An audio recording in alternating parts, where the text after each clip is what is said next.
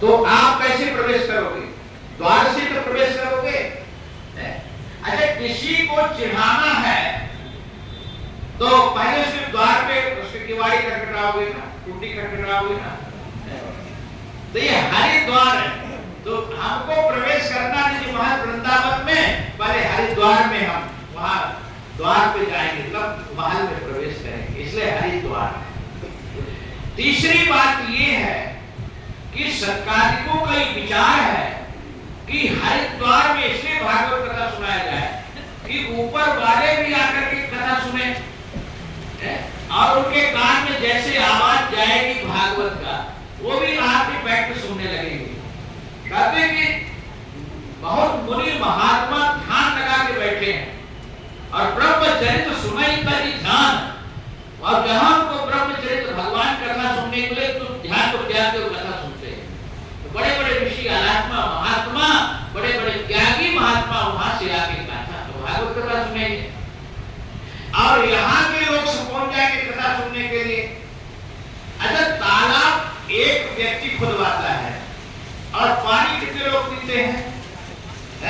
तो ऐसे ये भागवत कथा है, ज्ञान भागवत कथा ज्ञान कराता एक बंदा है, एक मुख्य जवान बनता है, लेकिन सुनने वाले समाज आते, सबको आनंद मिलता है। थोड़ी कोई कहता है कि नहीं हम भागवत करा आपको भी सुनना, हम भी सुनेंगे, केवल हम पर सुनेंगे, हमें इतना खर्चा कर रहा। कभी कहता है अरे वो तो आपको और बुलाएगा, निमंत्रण देकर बुलाएगा, गाड़ी टेम्पू रिक्शा का वो साधन करेगा और प्रसाद की व्यवस्था करेगा।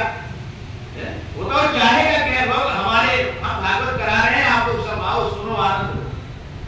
तो ये भागवत कथा एक के निमित्त होता है, लेकिन सबको आनंद मिलता, सब लोग सुनते हैं, इसलिए सबको आनंद मिलना चाहिए, इसलिए हरिद्वार में भागवत किया जाए। अब दूसरी बात, गंगा का तट है ना, ज्यादा गर्मी है, बहुत बढ़िया। अब जैजम दरी की व्यवस्था, बिछाने की कोई व्यवस्था भी नहीं है, करना चाहिए बढ़िया।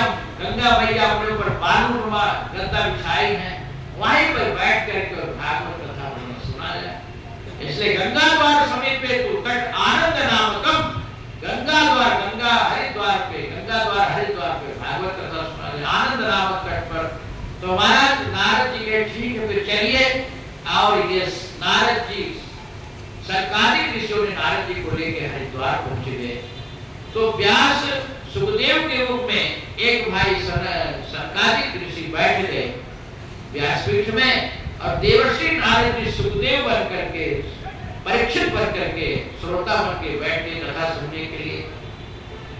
जैसे महाराज भागवत कथा का श्लोक का वाचन करने लगे, शनकादिक ने मंगलाचरण किए और कहे ये भागवत ये साधारण भागवत नहीं है, ये तो भागवत की जहां गर्जना होती है, योगान गर्जति सप्ताहो ध्यानात् ज्ञानच गर्जति किं ब्रह्मो गर्जतस्य रे गर्जति गर्जति।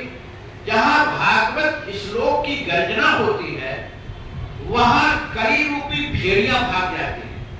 जैसे सिंह के गर्जना से भेड़ियां भाग जाती हैं, ऐसे भागवत रूपी सिंह के गर्जना से कली रूपी, कली जिसको कली सवार, वो कली रूपी भेड़ियां भाग जाती हैं। तो ऐसा ये भागवत ग्रंथ है। देखो इस भागवत में कहते कि श्लोकार्धम, श्लोक पादम चा नित्यम पठेत, श्लोकार्धम आधा श्लोक या एक श्लोक का रोज कोई पाठ करता है तो उसको इतना पुण्य मिलता है जितना राजसूय यज्ञ का पुण्य मिलता है, उतना आधे श्लोक का या पूरे श्लोक का पाठ करने से मिलता है। इतना इसमें भागवत में इतनी महिमा की है। जब मैं आपको बताया भी था कि ये भागवत में इतनी महिमा क्यों है, जब सुकीयम यद भवत्येजच्च भागवते दधातु तिरोधाय प्रविष्टोयम् श्रीमद्भागवतारणम् स्वकीयम यद भगवान भवत्येजच्च भागवते दधातु। ये भागवत ग्रंथ में भगवान तिरोधान प्रविष्टो यः। इस भागवत रूपी सागर में भगवान प्रवेश कर गए हैं। क्यों?